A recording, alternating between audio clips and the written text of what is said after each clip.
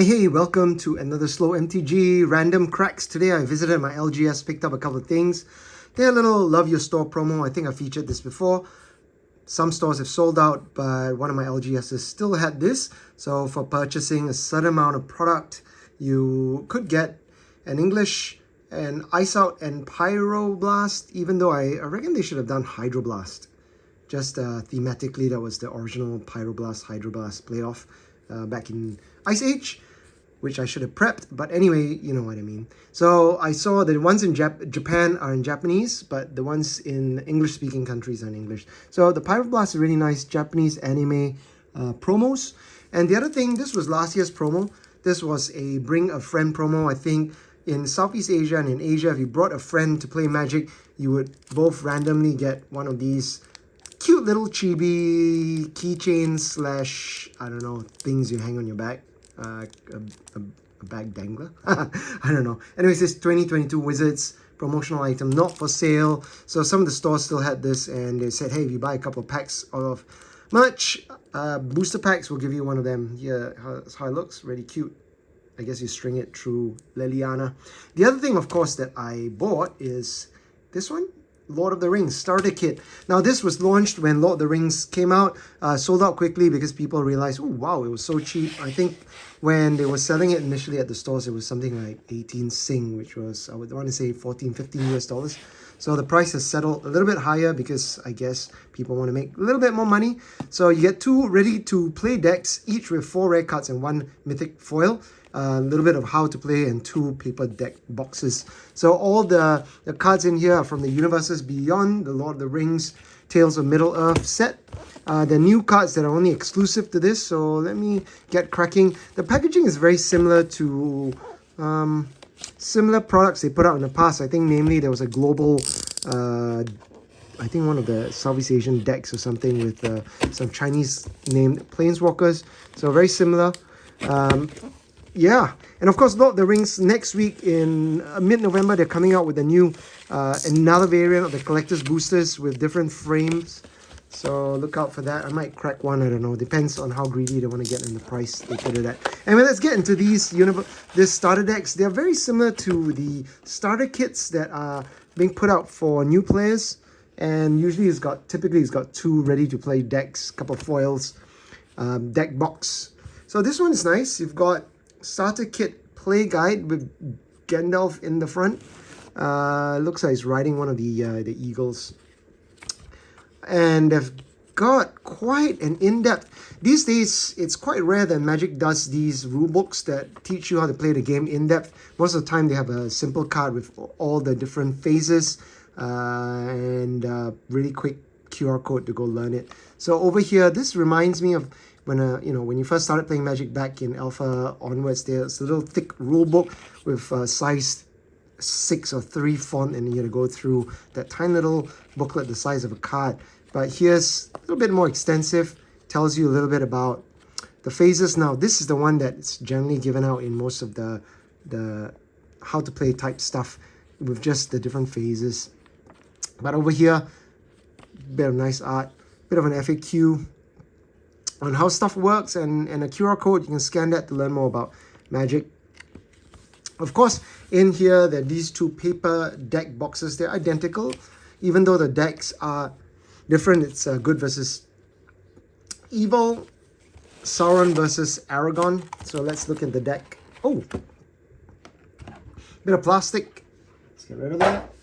Recycle that. So you got 2 decks. Let me pull them out. They're both sealed.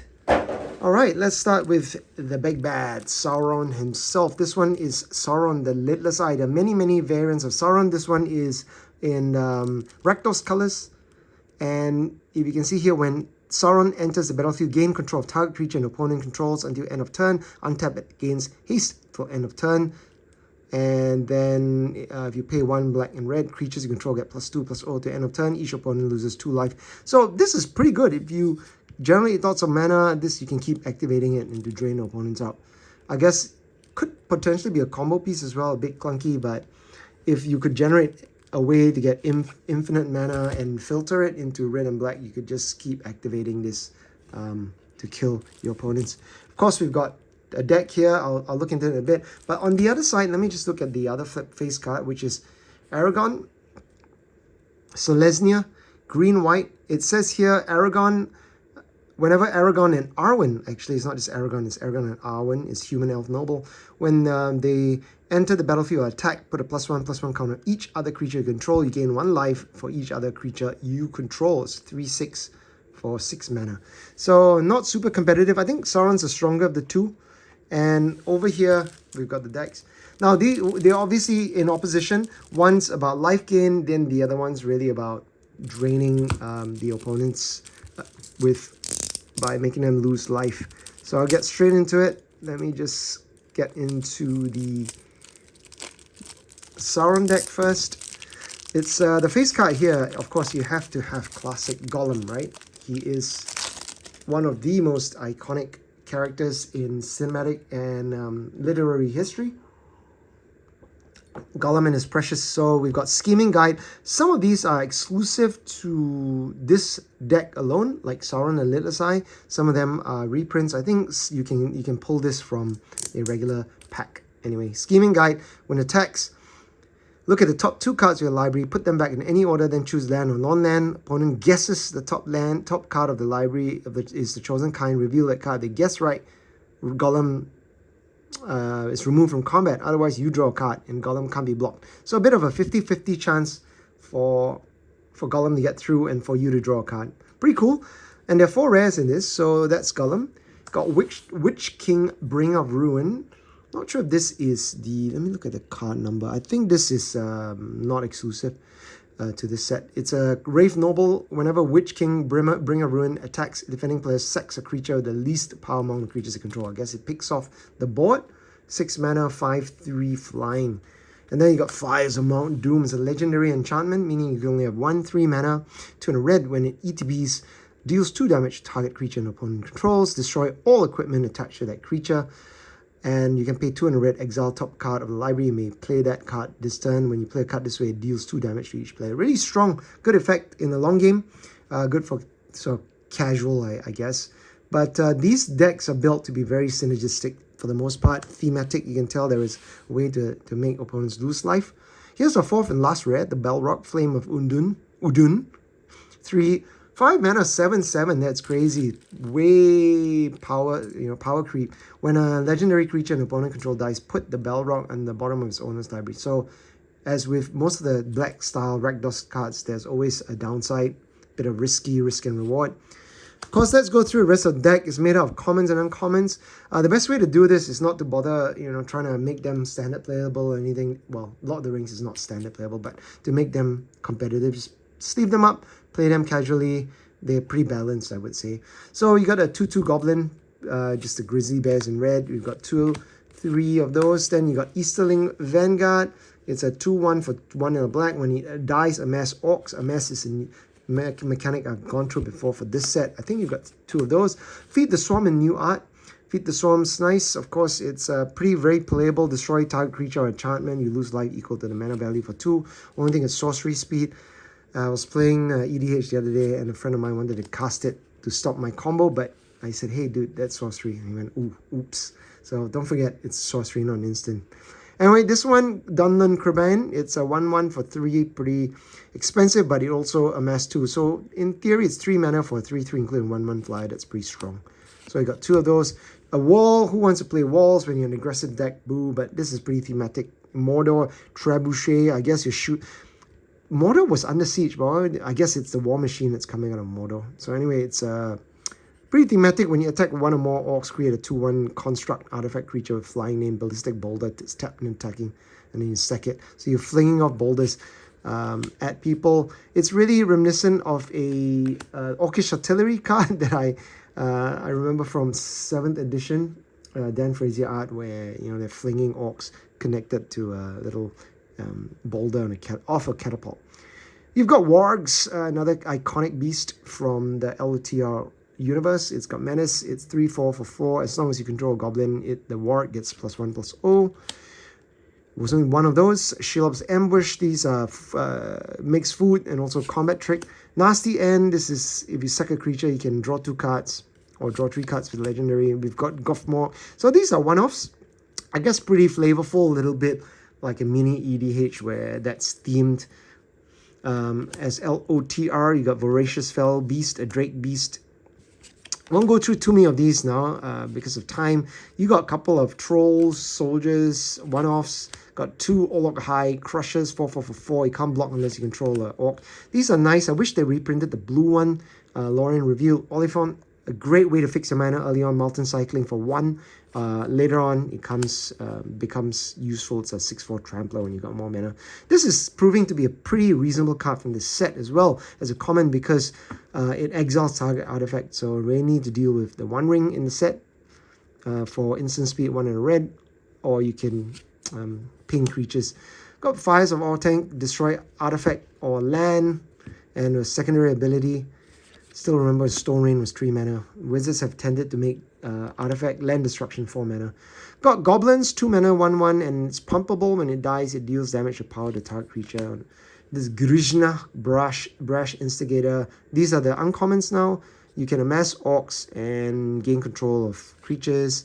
Foray of the Orcs, again, amass orcs. Amass orcs is a thing. Make your orc army bigger and bigger. Really love the flavor. You saw it from, I think, War of the Spark. It was zombies in that case. So you got Foray of Orcs, and it deals damage as well. So you got 2 of those. You got a multicolored legendary Orc Soldier as menace. Creature counters to be put on an army, goblin or orc you control. Put that plus many +1 extra +1/+1 counter. Really synergistic. Got Ugluk, the White Hand. Look at them all ready to go to war. So flavorful. You got Mind Stone, ramp, and a way to draw cards later on to cash it in. It's kind of cute. And then, of course, you got your mana base. Oh, hang on. Lord of the Rings Commander. This one, the set symbol is a little bit different. I wonder if these are exclusive to this, or maybe they came out in the other Commander decks as well. Got the land base, couple of fetch lands, ATB fetch, got 4 Evolving Wilds, and then you've got the swamps and mountains, a bunch of them, and then you got tokens, food, and there should be a construct at the back. There we go, Ballistic Boulder. Check this out, really cute. Orc Army and how to play card that we're also familiar with. Okay, that's done. That took a while. Let me move on to the Aragon deck, and let's see how it compares. So in the case of the Ragnos deck, in Sauron's case, you just want to turn your creatures sideways, accrue advantage, beat them down, and then sort of finish off, drain them. So on the hero side, it's about life gain. I think you've got Frodo. And when he ETBs attacks, you may attach target equipment. You control mana value 2 or 3 to Frodo as long as your turn prevent all damage that will be dealt to Frodo. I guess it's kind of him, like, it's not really equipment, but he's putting on the 1 ring and disappearing like he does in the films. So you got Gandalf, the White Raider. It's 4 mana, 3/3 vigilance. Whenever you cast a spell, creatures you control get +1/+0 till end of turn. Scry 1. When it dies, you may put it into his owner's library 5th from the top. So hopefully you draw him again and he comes back. Got Galadriel, Gift Giver. I haven't actually seen this in the packs of cracked. When he ETBs or attacks, choose 1. Put a +1/+1 counter on another target creature. Create a food token or create a treasure token. Really nice. Bilbo's Ring. Nice. Look at dear old Bilbo. As long as it's your turn, equip creatures hexproof and can't be blocked. So this is one of the creatures equipment that you can attach to Frodo. Whenever equip creature attacks alone, you draw a card and you lose 1 life. Equip Halflings 1, equip 4. So good for Frodo and his friends. Okay, let's look at the rest of the package. You've got Knight of the Keep. Nice art. Evocative Nicholas Gregory. So we've got just a vanilla 3 mana 3/2. I think you've got 3 of those. Got Westfall Rider, 2 mana 3/1. You can sack it to destroy target artifact or enchantment. Activate only a sorcery. One of those. Eastmark Cavalier.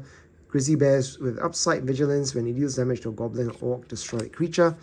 Needs more of these, but maybe it'll be too OP. You got the Farmer. Peasant Farmer, 2/3. When you make a food token, when you do something, it's +1/+1 to end of turn for each food token you control. You got Protector of Gondor, 4 mana 3/3, makes a 1/1. I think you got 2 of those. You got Equipment Package. You got Dunedain Blade, 2/1. Equip Human, or equipped for 3 for the rest of non-humans. Second Breakfast. Combat Trick with a food token. Nice. Rosie Cotton of South Lane, 1/1 when it makes food. So this is a way to kind of life gain with food.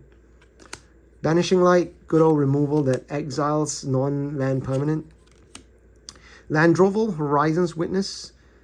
Bird Noble, whenever 2 or more... Oh wait, sorry, these Banishing Lights are Lord of the Ring Commander cards. Yeah, whenever 2 or more creatures you control attack player, target attacking creature without flying gains flying till end of turn. 3, 4. You cannot pass.